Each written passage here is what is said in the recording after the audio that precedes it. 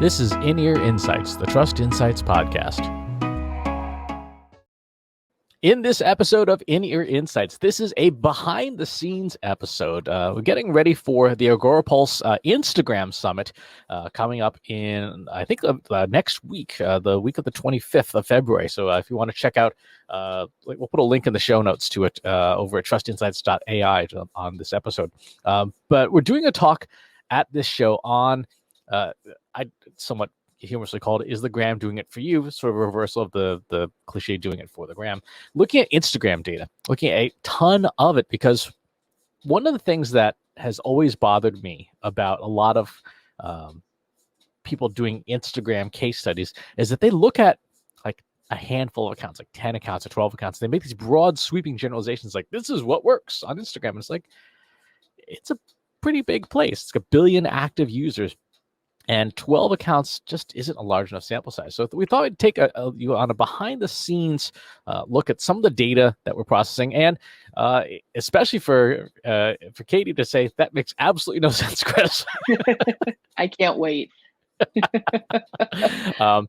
This is not final, so be sure to take what we say with a grain of salt. And if you're listening to this, you'll want to go over to our YouTube channel at trustinsights.ai/YouTube, so you can actually see the in-process slides. So before we get started, Katie, any thoughts or comments about what you find working on Instagram?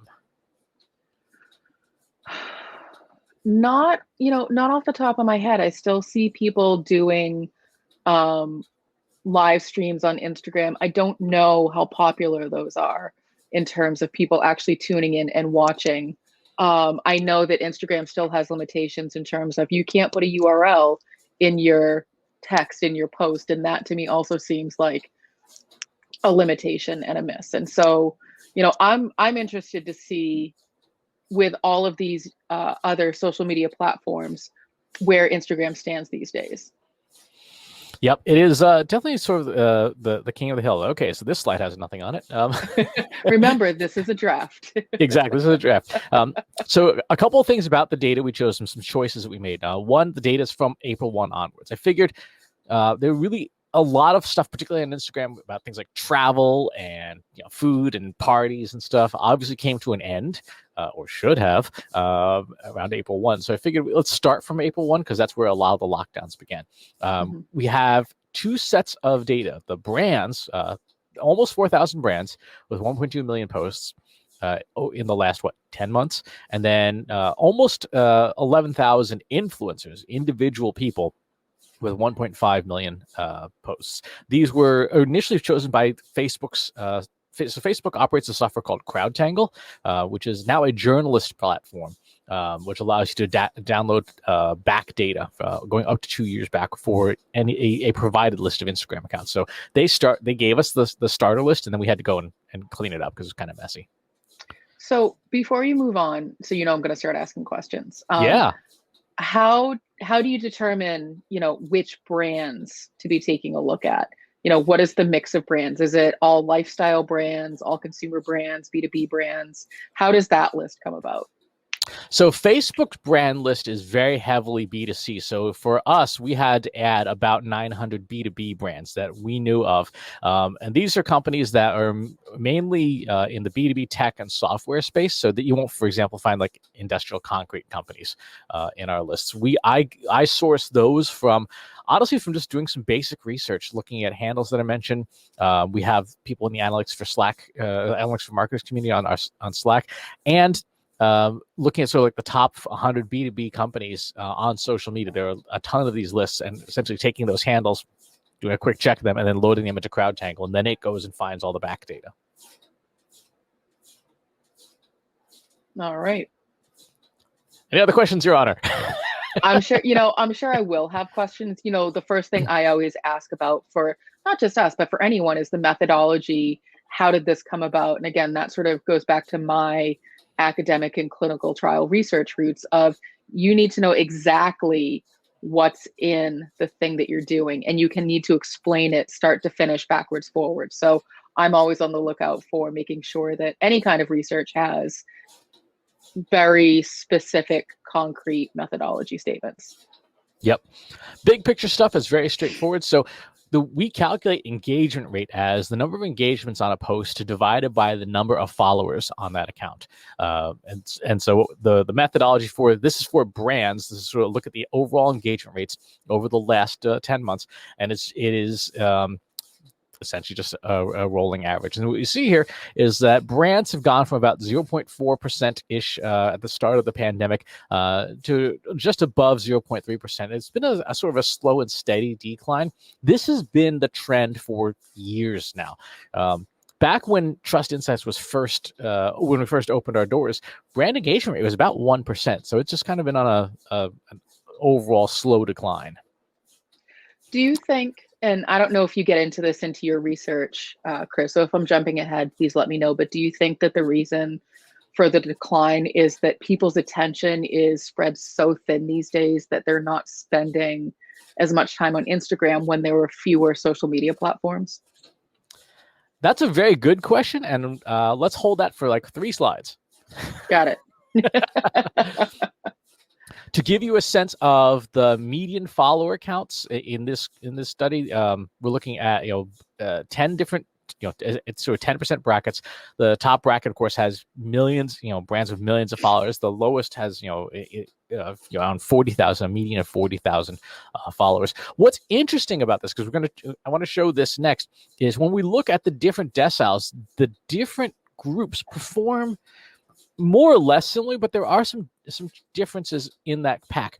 So the brands that have the highest engagement are still around anywhere from almost 1% to 0.71% today. So the brands that have figured out engagement on Instagram are doing pretty well, right? And the brands who have not figured out engagement, right, they're in the 0.1%. So you're talking at that point, 1 out of 1,000 people engaging with your post. So there's when you split up engagement, it's not this monolithic 0.3% median. It's actually pretty diverse. So the thing that I would say here is, if you take a look at your own company's media engagement rates on Instagram and say, where do you fit in? Which of these 10 brackets are you in? And then what would it take for you to jump from bracket 1 to bracket 2, or bracket 2 to bracket 3? What's going to take to that next step, rather than thinking about how do I get to the overall median, which is still pretty low? How do you get to the next level?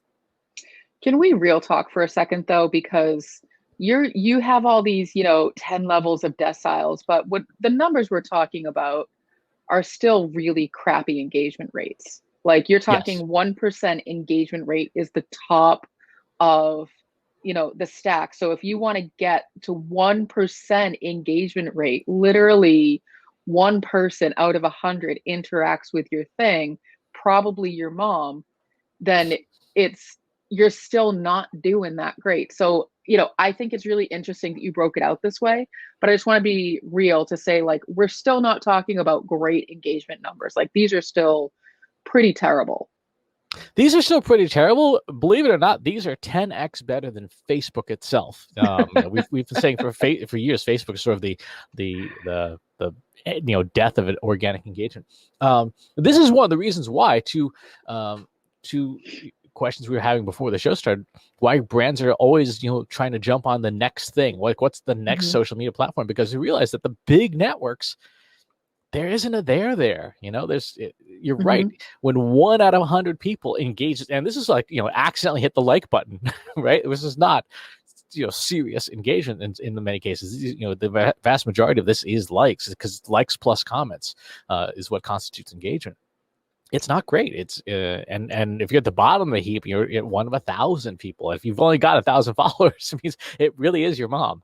It really is. Or it's you as a real person engaging with your brand's social media account. And let's be honest, we all do it. There's no shame in it. But if that's the only engagement that you're getting, that's problematic. And so, Chris, you had mentioned Facebook. One of the things that, aside, one of many things that bugs me about Facebook is that it's completely become this paid platform. The majority of my feed is now advertising.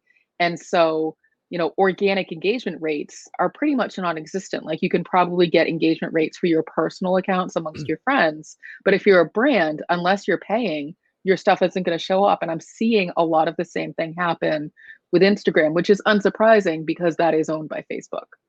Exactly. I think this is also why brands like Slack and Discord are doing so well, because people want to have real conversations and not see an ad every other post. Like, when I swipe through my Instagram stories as a consumer, every Mm-hmm. other post is an ad. I was like, Mm-hmm. and I swipe past it, but it's still an extra stuff. Whereas when I go to log into Discord, I have none of that. And Discord makes its money differently. It makes its money Mm-hmm. from the users, not from advertisers. So when you see things like Clubhouse and stuff popping up, it's like, because people are going where there's a better experience, and a better experience in this case is, not 50% of your time being wasted looking at ads. Well, and with Instagram, you don't really have a choice in seeing the ads. If you're looking at, the stories of people that you care about, it automatically drops an ad in between every story. So if you're looking at your interface and you see like Katie has a story, Chris has a story, John has a story, you think you're just going to get those three, but they drop an ad in between one of those, and you have to engage with it some way to either make it go away or watch it through to get to the next story. So they've really kind of, forced you into that experience, which is unfortunate. It is. So to your question about is this just in general, the answer is no. When you look at influencers, something happened in October, and we don't know what. It was late September, October, but influencer engagement actually bumped up. It went from about 1.2 to about 1.4%. And again, if we go through and we go into this chart here, where the influencers Mm-hmm. by decile, the smaller accounts got a big boost in October, going from 0.2 to 0.6, like tripling their engagement rates.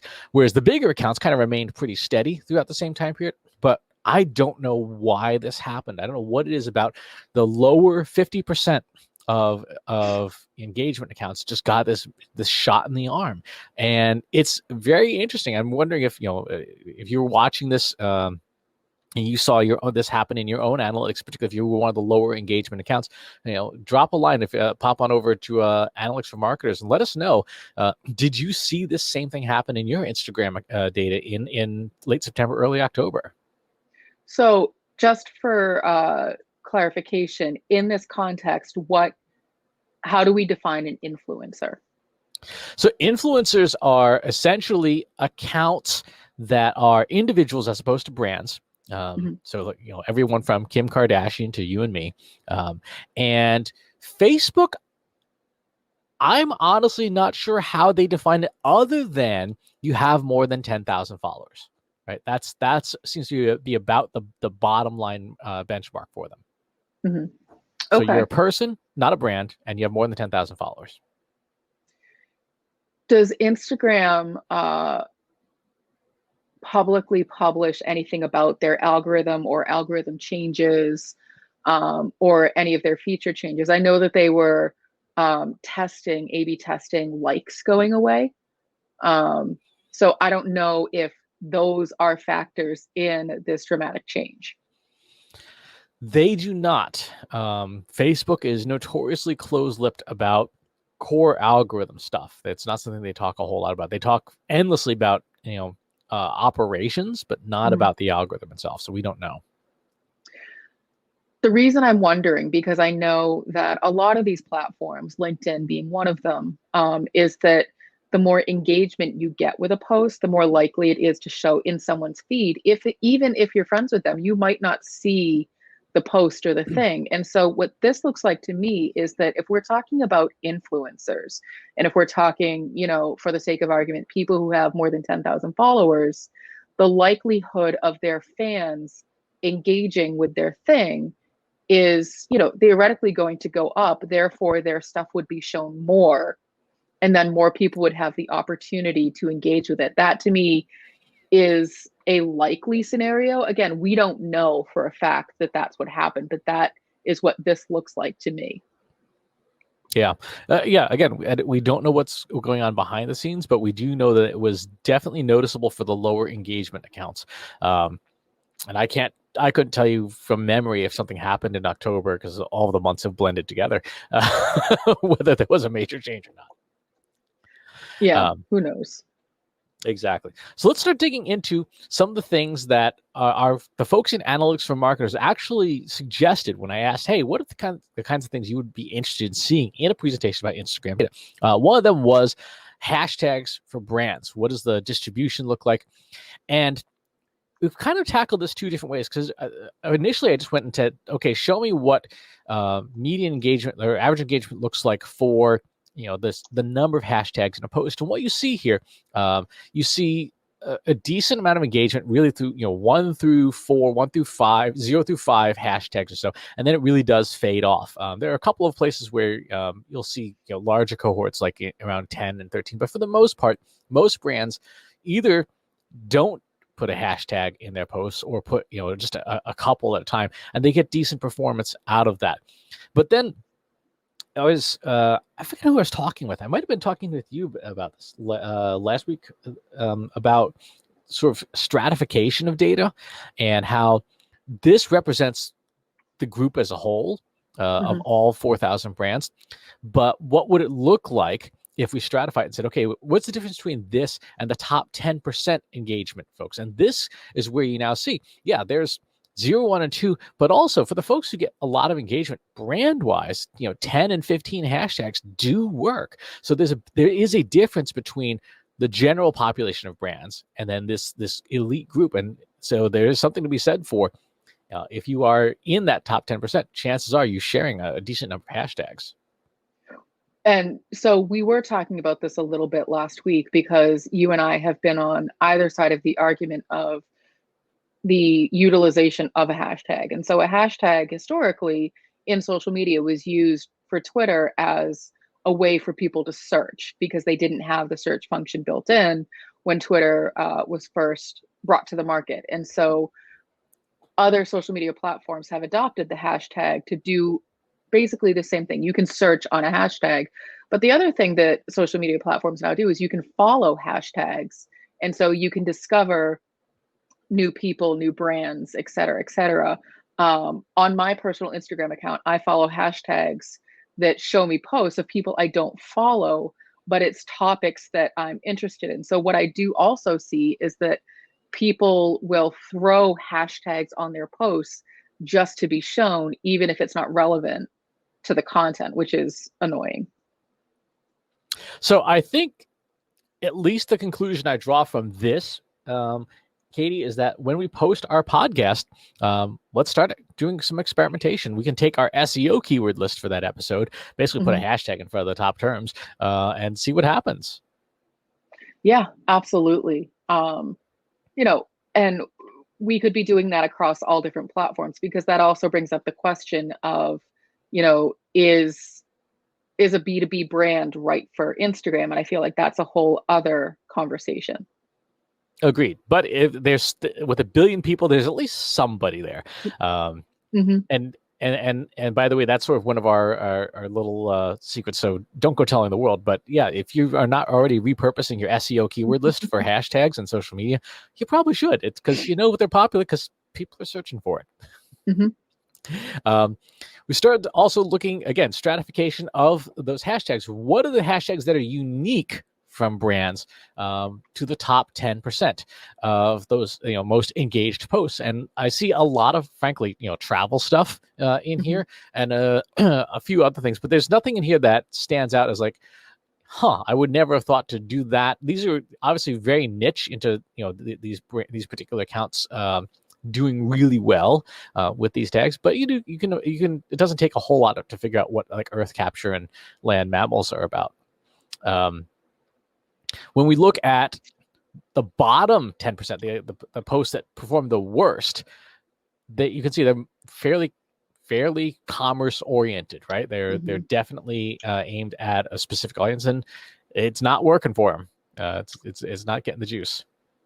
One of the things that I see a lot is that people will post a picture and then it's like, outfit of the day or Instagram of the day and so all those different variations, because what they're trying to do is get the attention of accounts that reshare those kinds of posts. And so these more generic hashtags are the things that, let's say you were trying to get the attention of the Boston Globe, for example, because you wanted them to reshare your image or reshare, your content, you would be tagging Boston Globe, Boston Picture of the Day, Boston Strong, all the different Boston things with the hope of getting their attention, because emailing them directly to say, hey, I have this really cool picture just doesn't work anymore. Yep. Agreed.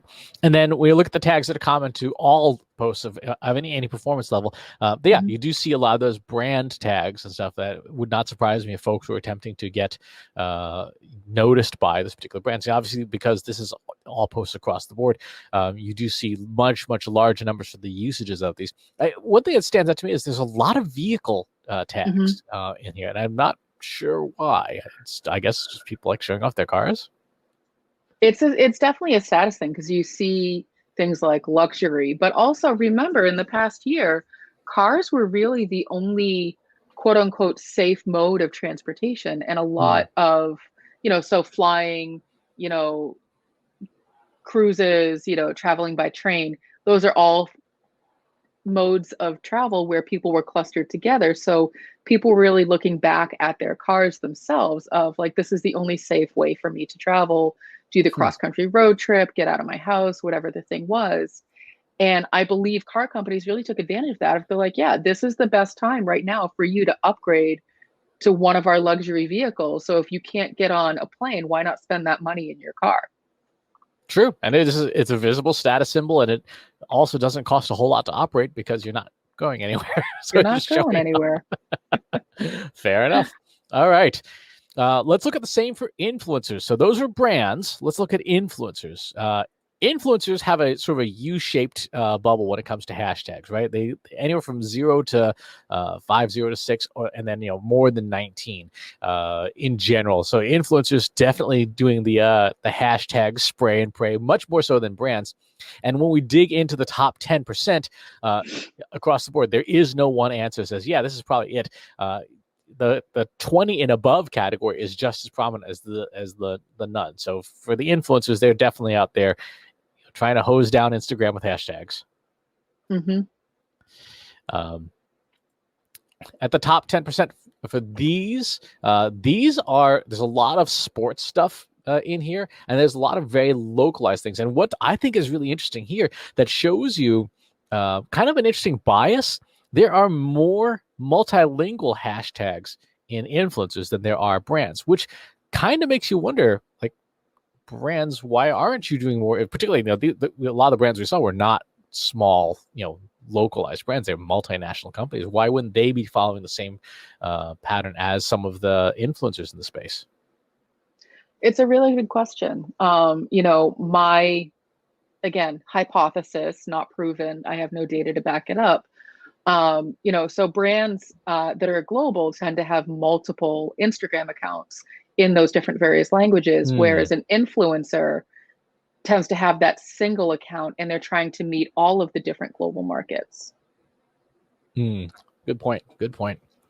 The bottom of the barrel, vintage stuff, apparently not doing super well, and a lot of crafting stuff in there, and a few political things as well. What I thought was interesting when we look at the hashtags across the board, despite the year that 2020 was, I was really surprised to not see any political hashtags in here for either of the presidential campaigns in the United States, for what was happening in the UK, for what was happening in Russia. I was honestly shocked, given how prominent that is in the news feed. It may just be because Instagram doesn't have the multiple different reactions like Facebook has angry, and angry got a lot of work out last year. Instagram doesn't have that, so maybe that's it. I don't know. What do you think? I think Instagram's not the right platform for it because you can't put a URL in the comments. I think that you can't link to an article, you can't link to a news story, or you can't link to your own website. But also, Instagram is really, just a glorified photo book. Right.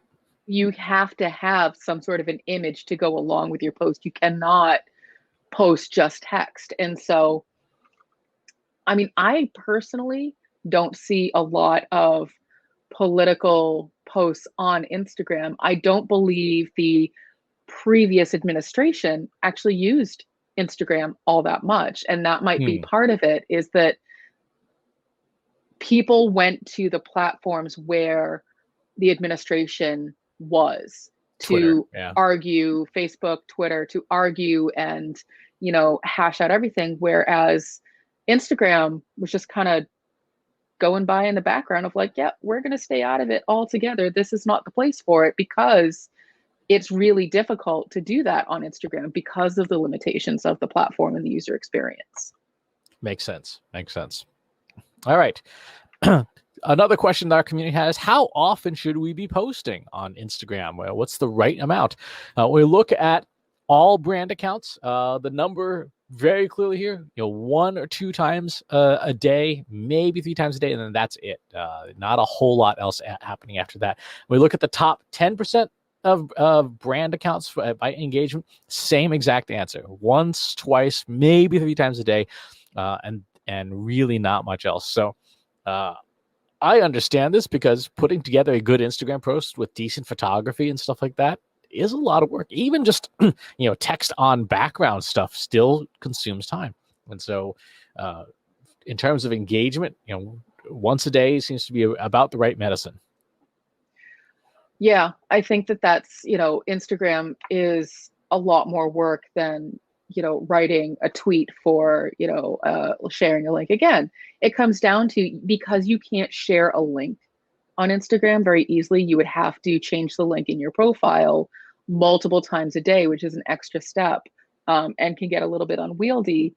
Finding a really nice image, or even creating an image in Photoshop or Canva or something else, does take a lot more work. And so it does make sense that, it's best to sort of limit it to like one really good solid post a day, or, no more than 3. Yep. All right. On the influencer side, any predictions? No.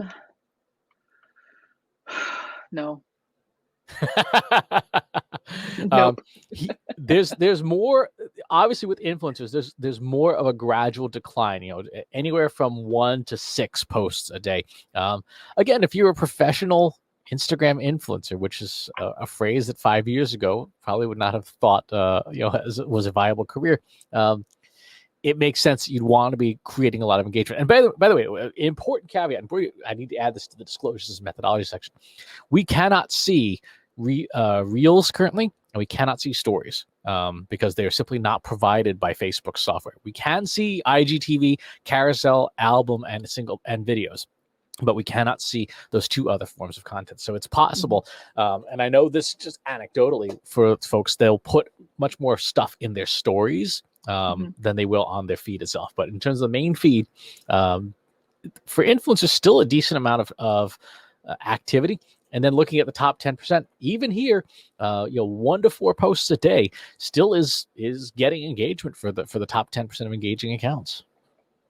It makes sense, because it's harder to string together a cohesive narrative on Instagram, because, again, limitation of the platform, you can't post a picture in the comments. You can't respond with a GIF.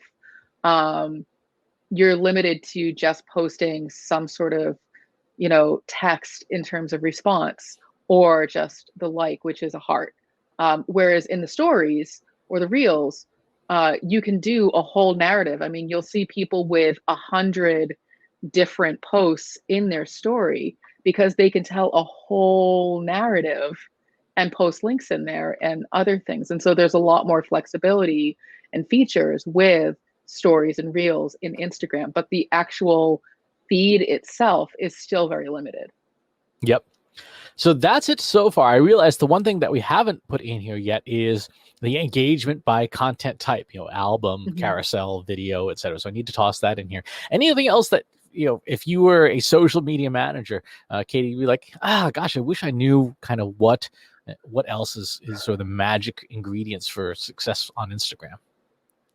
I mean, I always come back to, is Instagram the right place for your brand? What is it that you're trying to get from Instagram. So I think I would like to know a little bit more about the demographics of who spends their time on Instagram, the kinds of brands that are actually seeing engagement on Instagram. So, breaking it down by verticals. Those are the types of things that I would be looking for if I was doing my due diligence to say, does my brand belong on Instagram, or should I be spending that time and resources on other social media platforms? Interesting. I wonder if it makes sense, because it's not something we can get data directly about. I wonder if it makes sense to commission a paid survey to the general population audience, asking about Instagram habits to get some of that demographic data, because you can't get it from Facebook. They will not give it to you for any reason. Right. No, I think there would definitely be some value in that. We partner with a company that specializes in organic social media, and so we may be able to see if they would be interested in that kind of data, see if they even have any of that data in addition. But it's something that if I was asked the question of where are you going to put your time and resources on social media, my first question would be like, well, who's on those platforms? Who's spending their time there? Is that an audience that I care about? And the answer might be no. And that's okay. You don't have to be on every social media platform to be successful on social with your brand. Yep, exactly. So we hope you've enjoyed this behind the scenes, really rough draft of an upcoming talk. Again, we'll have the link over at trustinsights.ai/TI podcast. You can find the show episodes and things over there. If you've got questions about what we've shown today, and you have some more details or maybe even some thoughts on it, pop on over to trustinsights.ai/analytics for marketers. And if you did listen to this and did look at the visuals, congratulations. If you do want to see it, you can either go over to trustinsights.ai/TI podcast to find all the links to everything, including the embedded video, or you can watch it on our YouTube channel at trustinsights.ai/YouTube. Thanks for tuning in, and we'll talk to you next time. Want help solving your company's data, analytics, and digital marketing problems? Visit trustinsights.ai today and let us know how we can help you.